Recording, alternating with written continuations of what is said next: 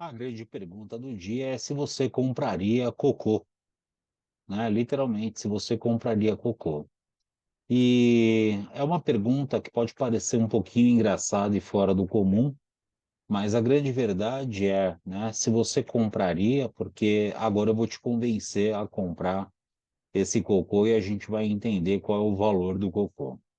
Bom, vamos lá. Tudo isso que a gente está falando, ele será construído o que nós chamamos de narrativa. E aí nós vamos entender se de fato a narrativa faz preço ou se o preço faz a narrativa. Há muitos anos de mercado e entendemos que sempre que o mercado subia, ele tinha um movimento abrupto, tanto na alta quanto na baixa, existia alguma informação, alguma notícia que havia saído e ela poderia justificar aquele movimento brusco do mercado. E com o passar do tempo, entendemos que, na verdade, a narrativa poderia ter influenciado a decisão do mercado. Vamos entender um pouquinho melhor.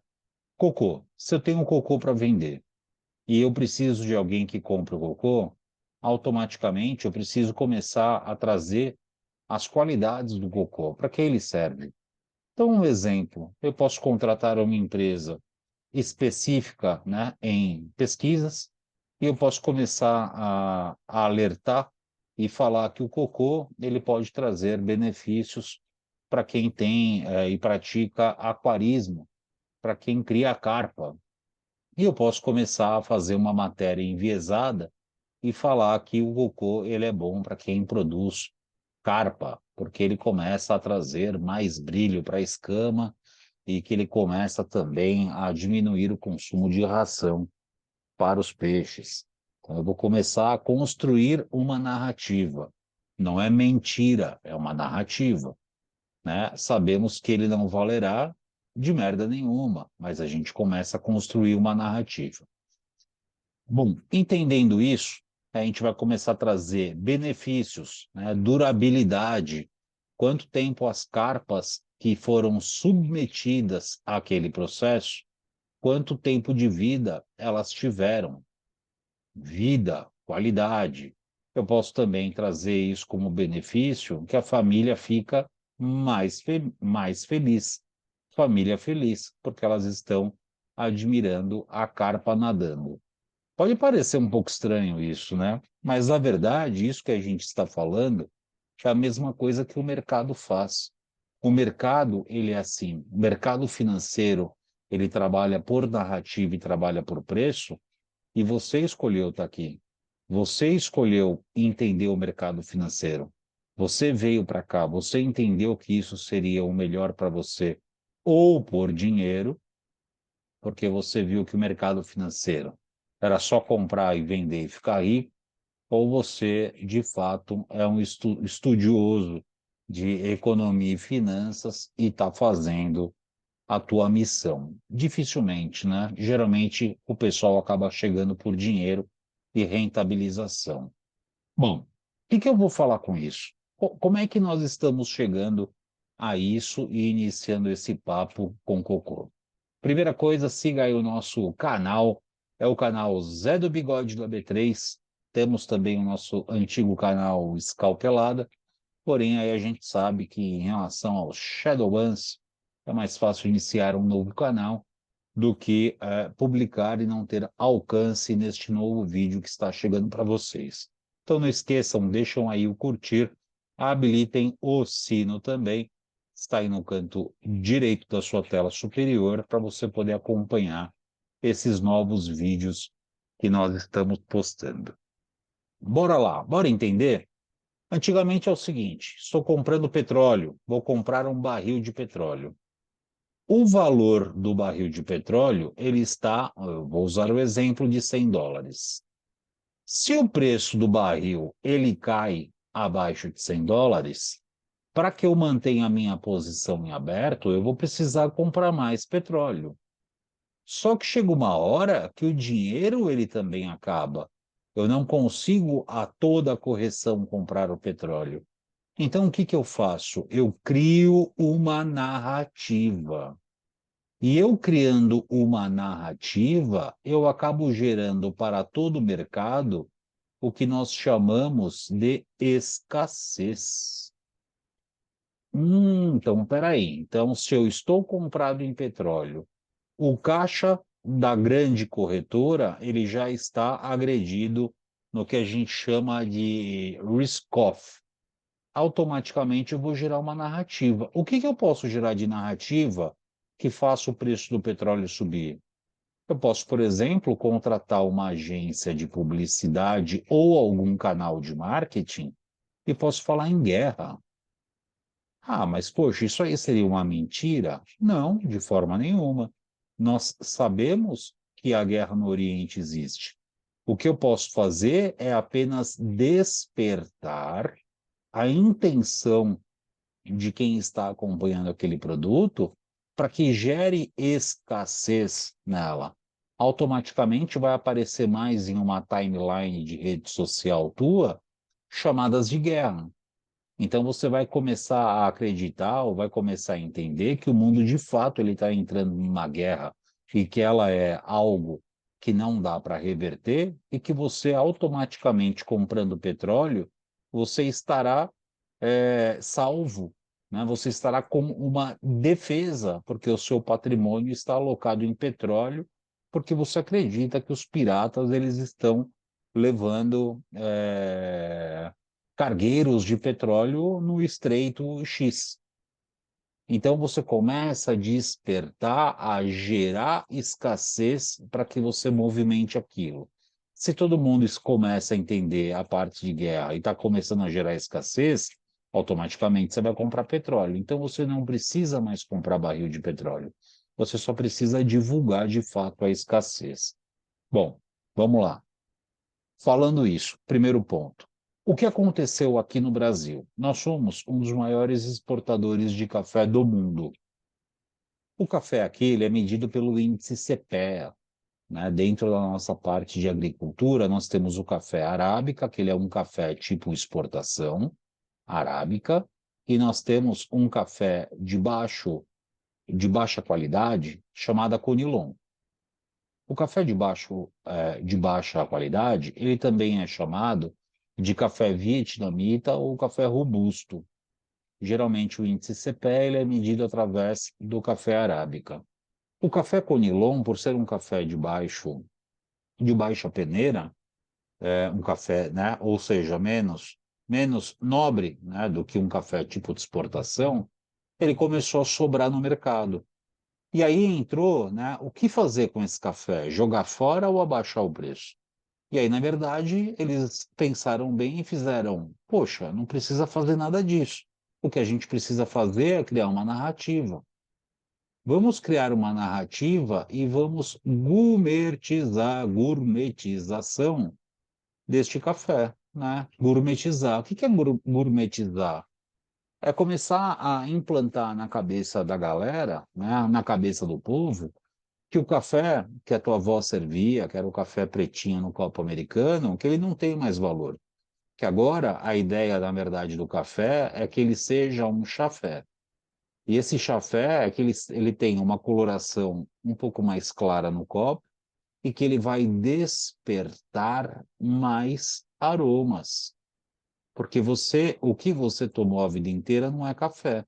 Agora você vai descobrir o que é café. E você já tem 40, 50, 60 anos, 20, 30, ou nem toma café.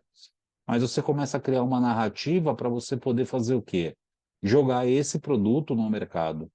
Então você começa a desvalorizar o que já é raiz e começa a criar um novo conceito e falar que daqui para frente quem toma café preto é porque é burro ou porque não conhece, e agora o grande momento é o café Conilon, porque ele vai despertar novos aromas. Note, ele tem o seu valor, ele vai despertar aromas, mas o que ele está fazendo é criando uma narrativa.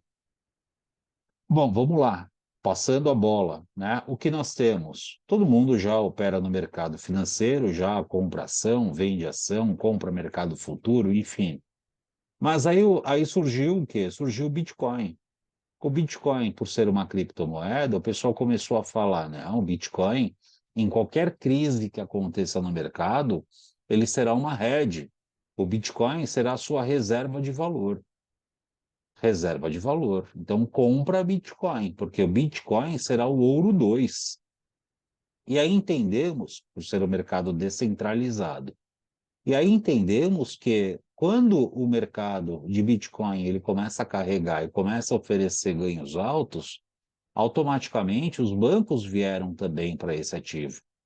Se os bancos vieram para esse ativo e formou-se o ETF, né, uma reserva de fundo de valor, automaticamente o que era descentralizado não é mais. Então, o mercado de Bitcoin ele não tem mais o topo infinito, porque nenhuma árvore cresce até o céu. Então, o Bitcoin ele não é uma reserva de valor, muito pelo contrário, o que era para ser descentralizado, agora ele é centralizado. Ele está na mão de banco. Se eu tenho o banco trabalhando, automaticamente o banco vai defender a posição dele, seja para alta ou para baixa. Então, o que eu tenho no mercado, na verdade, vai ser uma lateralização. Pô, mas o Bitcoin, ele enreda do quê? Né? Quem é que manda no Bitcoin? O que que eu posso fazer uma correlação com o Bitcoin? Eu posso fazer uma correlação agora com tanto banco junto, eu posso fazer uma correlação de Bitcoin com o Nasdaq. Pô, Nasdaq, bolsa de tecnologia, tudo para desenvolver uma criptomoeda está associado à tecnologia.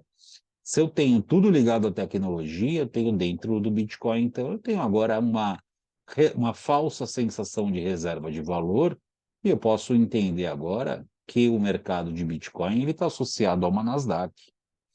Note que a narrativa que você faz, né, ela pode te oferecer o valor. Então, pô, compre Bitcoin para você fugir do governo. Compre Bitcoin porque ele é o topo infinito. Compre Bitcoin porque ele é descentralizado. Não é. Eu estou criando o quê? Eu estou criando aqui narrativas. Narrativa. Tudo é narrativa. Antigamente nós tínhamos tostines, né, que a gente comentou e volto a falar. Ela vende mais porque é fresquinho ou é fresquinho porque vende mais? Depois surgiu, né, o ovo. Quem nasceu primeiro, o ovo ou a galinha? São perguntas que a gente não vai conseguir responder, mas tudo a gente consegue construir uma narrativa. Bom, legal. Eu tenho lá um ativo que é, né, todo mundo fala agora que a China está entrando em recessão, né? Que o minério agora está entrando em recessão. Pô, o minério agora, China deu pau, China acabou, China não vai mais conseguir sair dessa, minério de ferro vai para o buraco. Mas eu tenho, ao mesmo tempo que eu tenho um ponto desse de China, eu tenho os PMIs, né? Eu tenho o crescimento de indústria no mundo inteiro, praticamente, né? Principalmente os grandes setores, as grandes potências. Pô, o PMI está crescendo, o PMI industrial. Então, eu estou tendo mais minério de ferro, mais consumo. Como que eu vou ter uma queda de minério de ferro tão acentuada se eu tenho consumo pela parte industrial? Então, isso aqui eu não posso mais contar com essa informação que uma China está entrando em recessão, né? Isso é mais um alerta. Pô, eu tenho, por exemplo, um consumo de cobre. Cobre está crescendo o consumo. O cobre ele está subindo também o valor. Cobre na tabela periódica é Q. Eu tenho um Q crescendo, né? Se o Q está crescendo, automaticamente eu tenho o quê? Eu tenho isso aqui, eu tenho consumo de indústria. Se eu tenho os principais minérios, eles estão crescendo, automaticamente eu não posso acreditar que a China está entrando em recessão. Eles estão escondendo ouro, né? É um ponto que a gente precisa ficar atento em relação à construção de narrativa. Outra coisa que nós temos, a exploração de gás, principalmente voltando, crise Rússia, crise abastecimento da Rússia em relação à Europa. Poxa, a Rússia agora, para ela poder se vingar, né, automaticamente ela começa a fechar as reservas de gás para a Europa. Como é que eu posso ter um desabastecimento do setor de energia? Como eu posso olhar que o setor de energia ele vai começar a entrar em queda? Notem, tudo isso que nós estamos falando é porque nós temos a narrativa. Por isso que nós estamos falando, né, o começo desse vídeo, em relação a cocô, se você compraria ou não. Se eu mudo a narrativa e falo que cocô é bom e começo a agregar estas coisas e começo a falar mais dessas coisas, automaticamente eu começo a mudar o valor do cocô. Pega, por exemplo, um dado de emprego dos Estados Unidos chamado payroll. O payroll, se o payroll ele sai mais baixo ou mais alto, ele vai te gerar uma confusão. Bom, o que que é melhor? Gerar emprego? Ah, legal. O que é bom é gerar emprego. Aí o emprego está sendo esperado 220 mil empregos novos. E aí ele vem como 300 mil novos empregos sendo gerados. O que que você pensa aqui? Você fala, poxa, que bom, está gerando mais emprego do que era o esperado. Mas, na verdade, mais emprego sendo gerado é porque você não tem as pessoas qualificadas para atenderem aquelas vagas. E se você aumenta o número de emprego, você está aumentando a inflação, porque as pessoas vão consumir mais. Se elas estão consumindo mais, automaticamente o preço ele começa a disparar. O que que vai precisar fazer? Vai precisar fazer uma intervenção do Federal Reserve. Isso a gente só começa a entender quando a gente começa a estudar isso que vocês escolheram, que é trabalhar, que é o mercado financeiro. Então, o que eu sei agora e entendo e muito mais fácil é que antigamente, para poder trabalhar, as empresas, as grandes corretoras, elas precisavam de dinheiro para manter o preço médio delas. Hoje em dia eu entendo que elas não precisam mais ter tanto dinheiro para segurar um preço médio, e o que elas vão trabalhar é a narrativa para poder trazer o preço para a região que ela quer. Então, cautela, cuidado quando você pensa que o mundo está em crise, o mundo ele está bombando. E quando você acha que o mundo está bombando, ele pode entrar em um crash imediato. E aí nós temos o exemplo que aconteceu em 11 de julho e o exemplo também que está para acontecer nos próximos dias. Isso aqui, você não está sozinho. Siga sempre o nosso canal Zé do Bigode. Aproveita, curta, compartilhe. Aproveite também o nosso grupo aberto, estou sempre com vocês e entendam que narrativa faz preço e não é somente o preço que pode trazer a narrativa. Olho aberto, contem comigo, estamos juntos e sigam o nosso canal. Acompanhe os próximos vídeos.